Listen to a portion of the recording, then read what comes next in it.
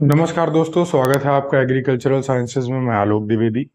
आज हम लोग डिस्कस करेंगे सोशल साइंस, जिसमें कि हमारा टॉपिक है, सबसे पहला टॉपिक हमारा रहेगा tracing the history of 1000 years. यानी कि 1000 ईयर्स का जो हिस्ट्री रहा है, इसको हम यहाँ पर अनकवर करेंगे।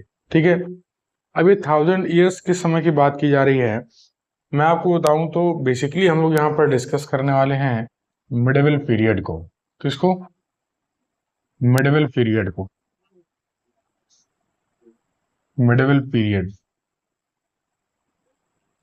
या आप इसे मिडिवल हिस्ट्री भी कह सकते हैं।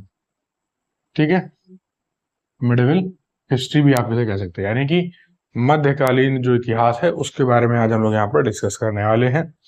और बहुत ही सरल भाषा में आपको बताऊंगा मैं, बहुत ज्यादा हार्ड लैंग्वेज यहाँ पर यूज नहीं करनी है, बहुत ऐसे टर्म्स यूज नहीं करने हैं। ठीक है, तो सबसे पहले मैं आपको बताता हूँ कि हिस्टोरियंस ने हमारे इंडियन हिस्ट्री को 3 पीरियड्स में डिवाइड किया है। मैं कह रहा हूँ डिसाइड भी किया है, ऐसे भी कह सकते हैं आप। तो जो सबसे पहला पीरियड है वो है आपका एंशिएंट पीरियड। क्या है? एंशिएंट पीरियड है। ठीक, इसके बाद आपका मिडिवल पीरियड है। इसके बाद जो लास्ट में आपका है ये आपका मॉडर्न पीरियड है। ये आपका मॉडर्न पीरियड है। ठीक, अब ये जो मिडिवल पीरियड का जो टाइम पीरियड है, इसका जो टाइम फ्रेम है वो मैं आपको बताऊं तो आप इसको 8th सेंचुरी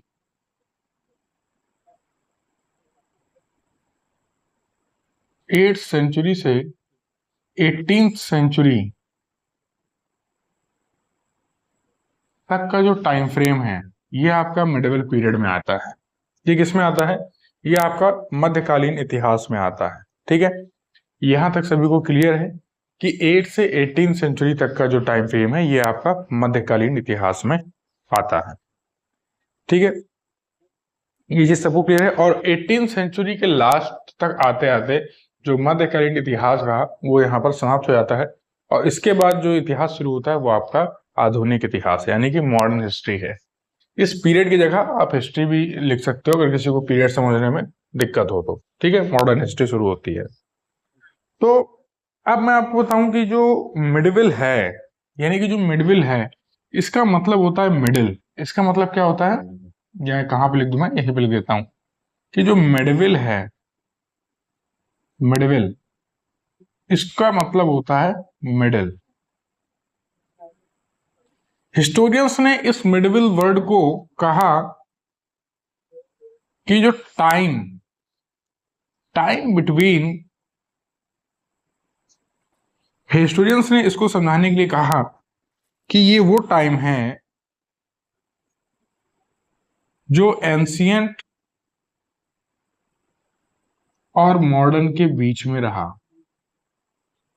यानी एंशियंट और मॉडर्न के बीच का जो टाइम है उसे हम बोलते हैं मिडिवल, यानी कि मिडिल। ठीक है, यहां पर इंक लग गई, चलिए कोई बात नहीं। अब आगे चलते हैं। अब ये मिडिवल जो पीरियड है, अभी जो मिडिवल पीरियड है इसको भी 2 भागों में डिवाइड किया गया हिस्टोरियंस के द्वारा। पहला जो आता है वो है आपका अर्ली मिडिवल पीरियड। वो है आपका early medieval period. Early medieval period, इसका जो टाइम फ्रेम है अर्ली मिडिवल पीरियड का, ये आपका 8th सेंचुरी से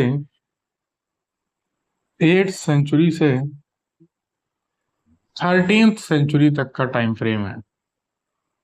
8th सेंचुरी से 13th सेंचुरी तक का टाइम फ्रेम आपका अर्ली मिडिवल पीरियड में है।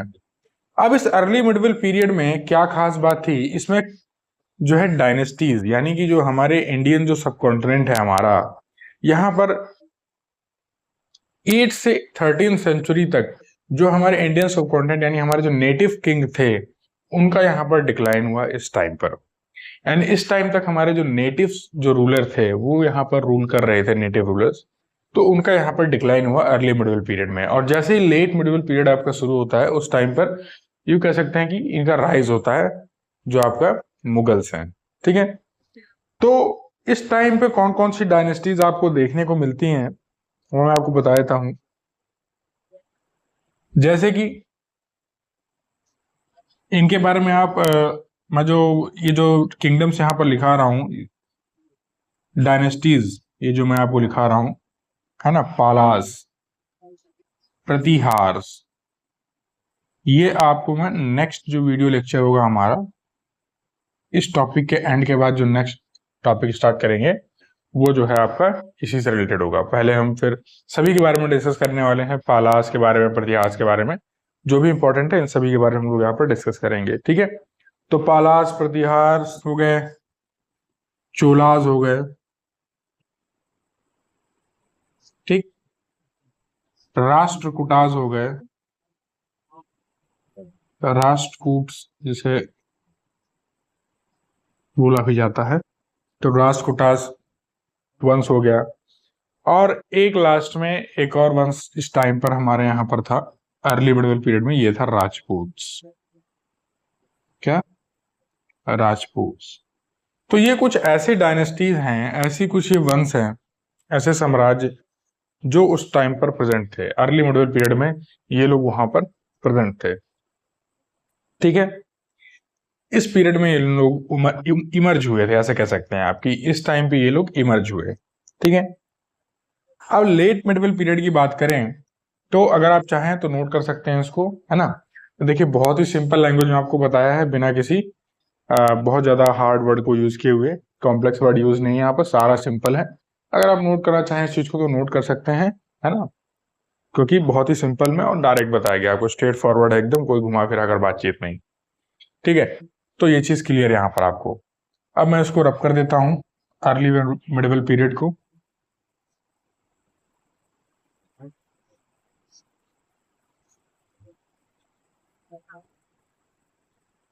चलिए अब हम लोग डिस्कस करते हैं आगे लेट मिडिवल पीरियड को। किसको? Late medieval period. देखो अर्ली मिडिवल पीरियड तो आपने पढ़ लिया, ठीक, अब पढ़ेंगे हम लेट मिडिवल पीरियड। ये जो लेट मिडिवल पीरियड का टाइम फ्रेम है ये तो ऑब्वियस है आपको कि ये 13th सेंचुरी से जो 18th सेंचुरी तक का जो टाइम रहा ये आपका लेट मिडिवल पीरियड का रहा। ठीक, इस लेट मिडिवल पीरियड में क्या खास बात है कि अब ये जो टाइम फ्रेम आपको दिख रहा है 13 से 18 सेंचुरी तक का, यहां पर जो है क्या होता है, किसका आगमन होता है इस टाइम पर? तुर्क्स का। यहां तुर्क्स का आगमन होता है। किसका आगमन होता है? तुर्क्स का। और ये खत्म कहां पर होता है जाकर? Downfall of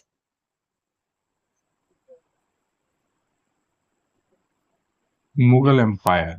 downfall of Mughal empire, यानी तुर्क से शुरू होके मुगल साम्राज्य का अंत तक ये आपका लेट मिडिवल पीरियड चलता है। ठीक है, यहां तक किसी को कोई डाउट नहीं होना चाहिए कि कौन कि अर्ली मिडिवल पीरियड में किस टाइम फ्रेम तक कौन कौन से डायनेस्टीज थे और लेट मिडिवल पीरियड में कौन कौन सी डायनेस्टीज आई शुरू में और किस साम्राज्य पर, किस डायनेस्टी पे जाकर ये खत्म हुआ। ठीक है, तो कौन सा एम्पायर था, साम्राज्य था जिसके अंत होने पर जो मिडिवल हिस्ट्री थी खत्म हुई, वो आपका मुगल एम्पायर था। ठीक है, यहां तक सिंपल है। अब आगे चलते हैं हम लेट मिडिवल पीरियड के बारे में और थोड़ा सा जानकारी हासिल करते हैं।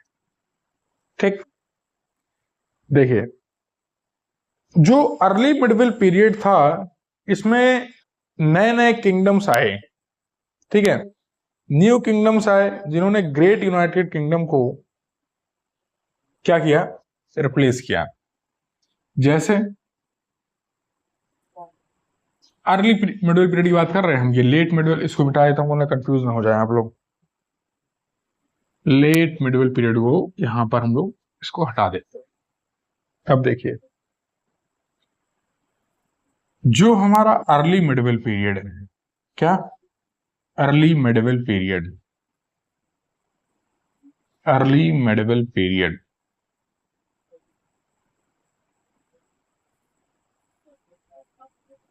ठीक, अर्ली मिडिल पीरियड यानी कि 8 से 13th वाला, ठीक। इस टाइम पे जो ग्रेट यूनाइटेड किंगडम था हमारे इंडियन सब कॉन्टिनेंट में, जो कि हर्षवर्धन का था, किसका था, हर्षवर्धन, ठीक। Great United kingdom, great United kingdom, United का मतलब आप समझिए कि लगभग पूरा इंडियन सब कॉन्टिनेंट का जो क्षेत्र है वो लगभग इन्हीं के अंडर था। तो हर्षवर्धन, ठीक है। तो क्या हुआ कि जैसे अर्ली मिडिल पीरियड में जो हर्षवर्धन था, तो जब इनकी डेथ होती है, या जब ये साम्राज्य जब डाउनफॉल पे चला जाता है, तो नए किंगडम्स निकल कर आते हैं बाहर। वो मैंने आपको बताया कौन कौन से किंगडम्स थे, जैसे कि आपके चोला वंश हो गया, चोराड़ा, ठीक है, और राष्ट्रकूटाज हो गए, राष्ट्रकूटाज हो गए, राजपूत हो गए,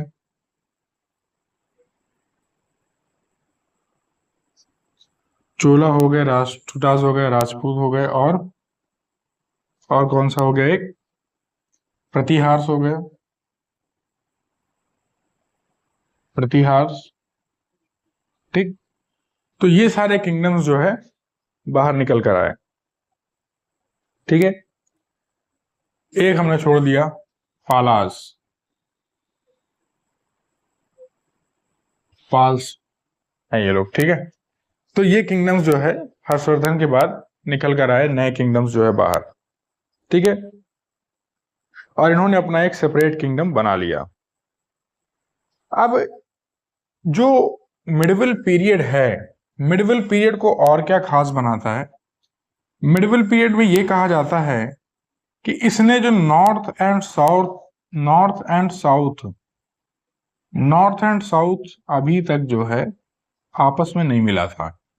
यानी नॉर्थ जो इंडिया है और जो साउथ इंडिया है, यानी नॉर्थ डायरेक्शन में जो रीजन्स थे और जो साउथ डायरेक्शन में जो रीजन्स हैं, अभी तक इनका ज्यादा इंटरेक्शन नहीं था, इंटरेक्शन नहीं था। तो अब वो हो गया था, नॉर्थ एंड साउथ का इंटरेक्शन हो गया था। इंटरेक्शन करने का मतलब कल्चरल एक्सचेंजेस यहां पर शुरू हुआ, कल्चरल एक्सचेंजेस आपको देखने को मिलते हैं मिडिवल पीरियड के दौरान ही, ठीक है। यानी संस्कृति का जो आदान प्रदान है, जो लेन देन है, यानी कि नॉर्थ ने साउथ के कुछ कल्चरल जो प्रैक्टिसेस थी उनको अपनाया, साउथ की कुछ कल्चरल प्रैक्टिसेस को नॉर्थ रीजन ने अपनाया। तो ये ऐसा कहने का मतलब है कल्चरल एक्सचेंज का, ठीक है। तो इंटरेक्शन हुआ इनका, और ये जो पीरियड था इसने ये भी विटनेस किया कि मुगल्स ने हर्षवर्धन के बाद ये जो किंगडम्स निकल कर बाहर आए थे, जो डायनेस्टीज बाहर आई थी निकल के, चोला, नए नए किंगडम्स जो है चोलास के, राष्ट्रकूटास, राजपूत, प्रतिहार और पालास के, तो इस टाइम पर इतनी जो है हमारे इंडियन सबकॉन्टिनेंट में पॉलिटिकल स्टेबिलिटी नहीं थी। यानी ये आपस में लड़ रहे थे अपने अपने रीजन्स को बेहतर और समृद्ध बनाने के लिए। तो इस टाइम पर जो पॉलिटिकल स्टेबिलिटी थी वो यहां पर एस्टेब्लिश नहीं हुई थी हमारे इंडियन सबकॉन्टिनेंट में। तो पॉलिटिकल स्टेबिलिटी को लाने का काम किया, पॉलिटिकल स्टेबिलिटी को लाने का काम किया मुगल एम्पायर ने, किसने?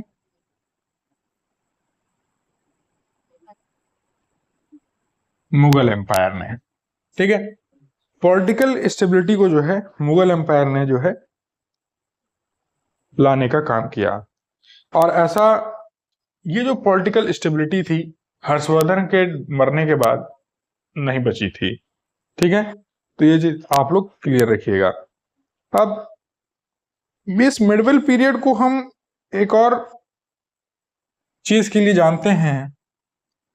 कहा जाता है कि जो मिडवल पीरियड है ये गोल्डन एरा था। ये क्या था? ये आपका गोल्डन एरा था। किस चीज के लिए गोल्डन एरा था? सुनहरा समय था ट्रेड एंड कॉमर्स के लिए। किसके लिए? ट्रेड एंड कॉमर्स के लिए। ट्रेड एंड कॉमर्स के लिए। ठीक है, यानी व्यापार और वाणिज्य उसको हिंदी में बोलते हैं। ठीक, तो ट्रेड एंड कॉमर्स के लिए जो है जो मिडवल पीरियड था ये आपका गोल्डन एरा था। ठीक है, और इसी टाइम पे हमारे भारत में जो इस्लाम रिलीजन है,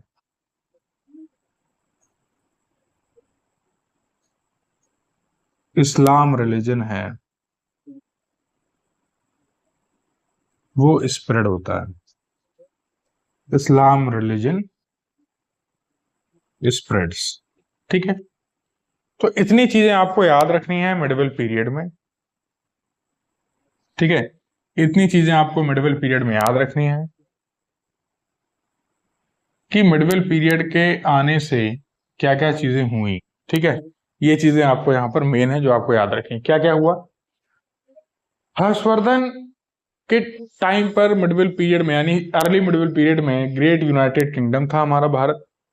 इसके बाद क्या हुआ? जैसे इनकी डेथ होती है तो चोला, राष्ट्रकूटास, राजपूत, प्रतिहास, पालास जैसे नए नए किंगडम्स बाहर निकल कर आते हैं। और इस टाइम पर जब नए नए किंगडम, सेपरेट किंगडम्स ये अपने अपने वंश बना लेते हैं तो हमारे यहाँ पॉलिटिकल स्टेबिलिटी नहीं रह जाती है। ठीक, जो कि हर्षवर्धन के टाइम पर थी। लेकिन इन मुगल्स के आने पर क्या होता है कि नॉर्थ एंड साउथ के बीच में कल्चरल एक्सचेंजेस शुरू होता है, क्योंकि ये लोग नॉर्थ से आए थे, है ना। तो नॉर्थ और साउथ के कल्चरल एक्सचेंजेस होते हैं। पॉलिटिकल स्टेबिलिटी हमारे इंडियन सबकॉन्टिनेंट में आती है। ट्रेड एंड कॉमर्स हमारे यहाँ बढ़िया हो जाता है। और इस्लाम धर्म ये जो है हमारे भारत में स्प्रेड होता है इस टाइम पर। ठीक है, तो मुगल के यानी कि मिडिवल पीरियड में रिलीजन की अगर कहीं बात की जाएगी तो इस्लाम इसी टाइम पे आता है।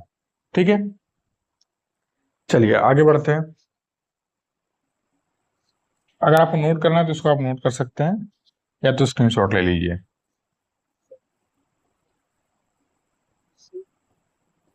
देखिए ये सारी चीजें अगर आप नोट कर लेंगे कहीं पर तो आपके लिए बेहतर होगा। शॉर्ट एंड क्रिस्प में आपको चीजें सारी क्लियर होंगी।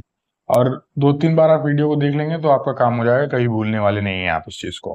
ठीक है, चलिए अब आगे चलते हैं हम लोग। आगे हमें क्या बात करनी है इसमें? तो इसमें मैंने आपको क्या क्या चीजें बताई कि जो इंडियन हिस्ट्री है वो 3 पीरियड्स में डिवाइडेड है, एंशियंट, मिडिवल और मॉडर्न में। ठीक है, ये सही चीजें आपको क्लियर है। फिर मैंने आपको बताया कि जो मॉडर्न पीरियड है इंडिया में वो 8 से मॉडर्न कह रहा हूँ, जो मिडिवल पीरियड है इंडिया में वो 8 से 18 सेंचुरी तक का टाइम है। ठीक है, और जो मिडिवल पीरियड है इसको 2 भागों में डिवाइड किया गया है, अर्ली मिडिवल पीरियड और लेट मिडिवल पीरियड, ये भी मैंने आपको बता दिया। ठीक, और ये जो मिडिवल पीरियड है इसी टाइम पर जो है मुस्लिम्स हमारे इंडिया में आते हैं और इस्लाम धर्म जो है आगे बढ़ता है। ठीक, अब हम बात करेंगे सोर्सेज ऑफ मिडिवल हिस्ट्री। इसको मैं रब कर देता हूं इधर का पोर्शन। ठीक, अब हम बात करेंगे सोर्सेज ऑफ मिडिवल हिस्ट्री।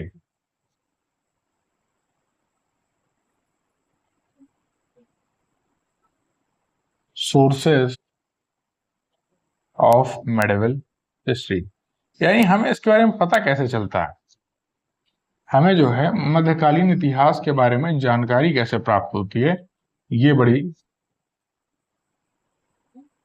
रोमांचक बात है।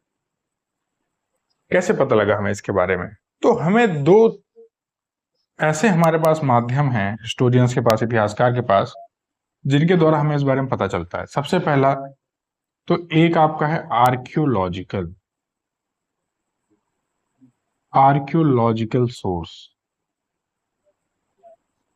Archaeological source. अब ये आर्कियोलॉजिकल सोर्स क्या होता है? आर्कियोलॉजिकल सोर्स क्या होता है? आर्कियोलॉजिकल सोर्स को अगर मैं आपको आसान भाषा में बताऊं तो यहां पर लिख देता हूं मैं।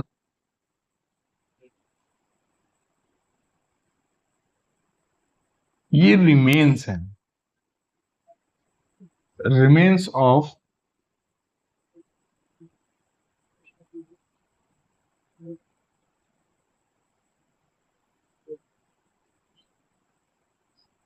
Human society survive. ये आपको आसान करने के लिए मैंने ऐसा लिख दिया कि आप समझ जाओ कि आर्कियोलॉजिकल सोर्स क्या है।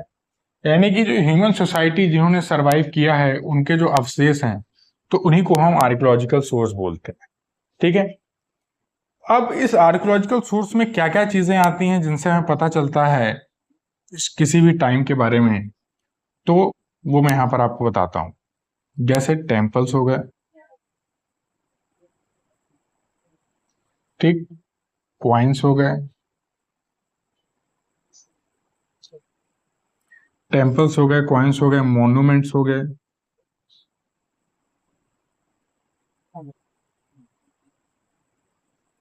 इंस्क्रिप्शंस हो गए,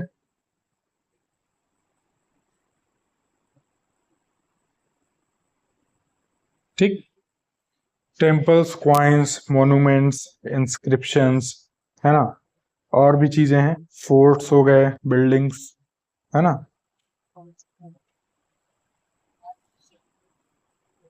फोर्ट्स, बिल्डिंग्स,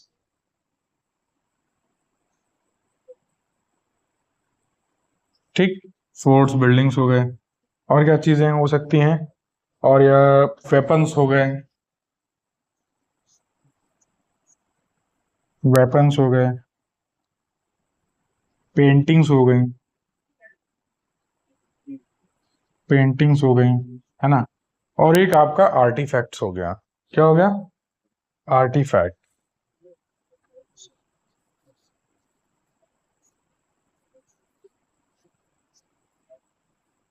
ठीक। तो इन सभी चीजों से हमें पता चलता है मिडिवल हिस्ट्री के बारे में आर्कियोलॉजिकल सोर्स की कैटेगरी के अंदर, ठीक। यानी इन सभी चीजों से भी हमें जो है इस मध्यकालीन इतिहास के बारे में बहुत सारी जानकारी जानकारी प्राप्त होती है। क्या जानकारी प्राप्त होती है? जैसे उदाहरण के तौर पर मैं आपको बताऊं तो जो टेम्पल्स हैं, इन टेम्पल्स के माध्यम से हमें रिलीजियस यानी रिलीजन से रिलेटेड और कल्चर से रिलेटेड और कल्चर संस्कृति से संबंधित जानकारी हमें मंदिरों से मिलती है। क्वाइंस से हमें क्या मिलता है, समझ में आता है। यहां पर हमें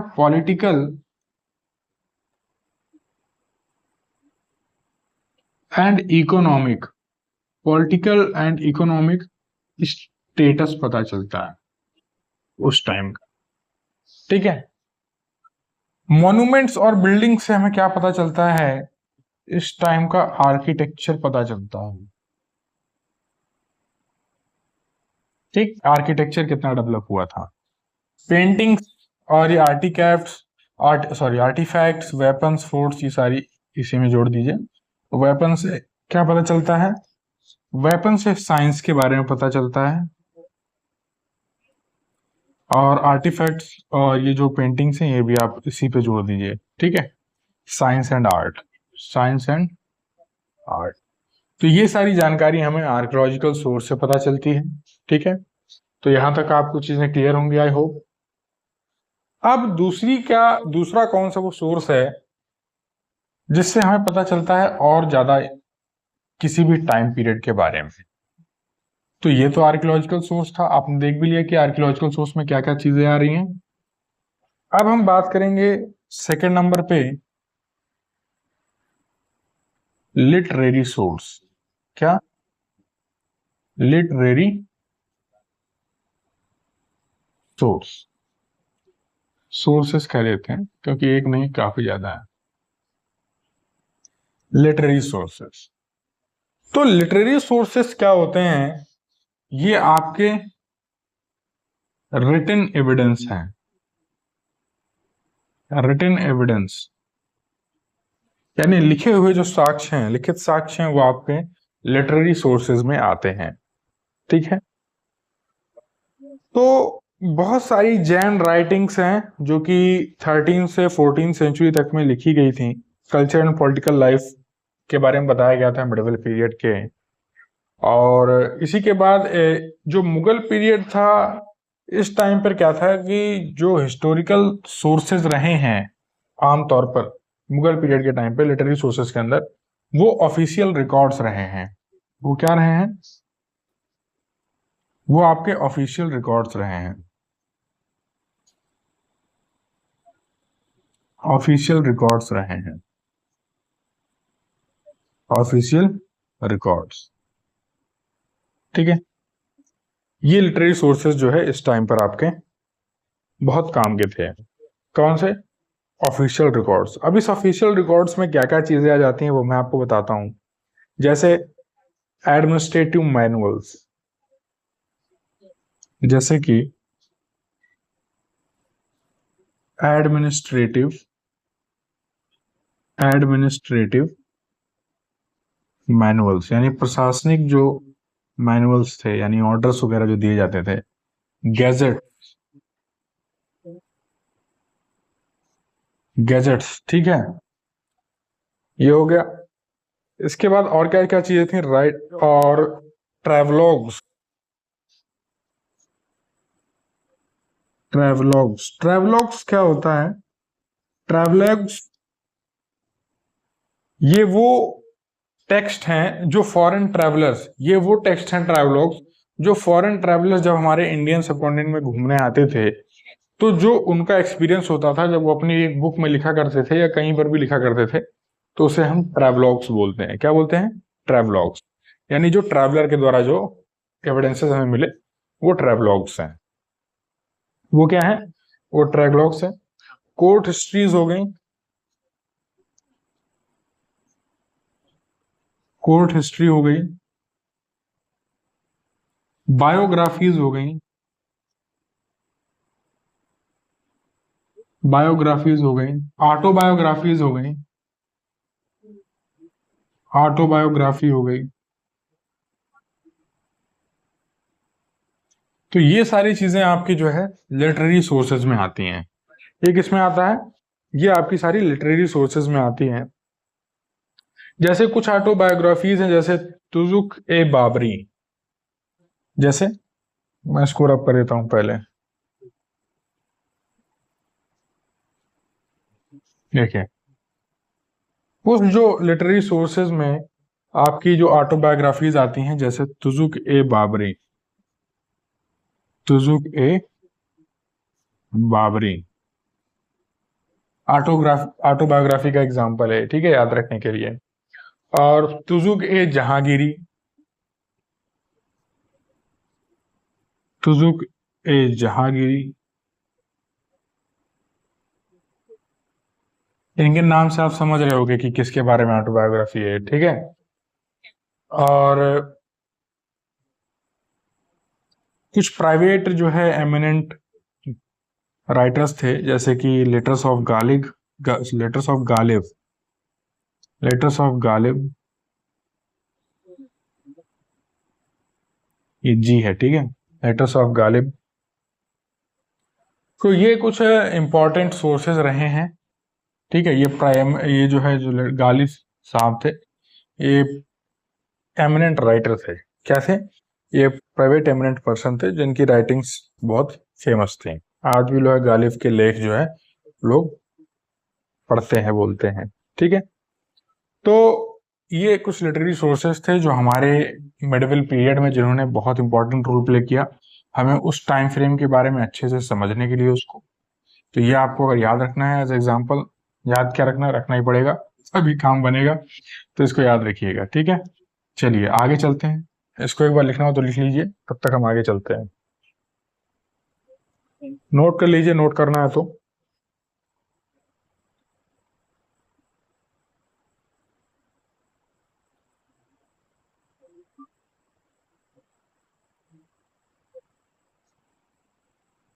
चलिए अब हम लोग बात करते हैं कुछ ट्रैवलर्स के बारे में जो इस टाइम पर आए थे और जिन्होंने ट्रैवलॉग्स लिखा। जैसे मैं आपको बताता हूँ ट्रैवलर्स कौन थे मिडिवल पीरियड के टाइम पे, मुगल्स के टाइम पे। ट्रैवलर्स जैसे कि इब्न बतूता, इब्न बतूता, ठीक है, कौन हो गए? इब्न बतूता हो गए। और ये स्पेलिंग गलत होगी यहाँ पे, TUTA, इब्न बतूता, ठीक।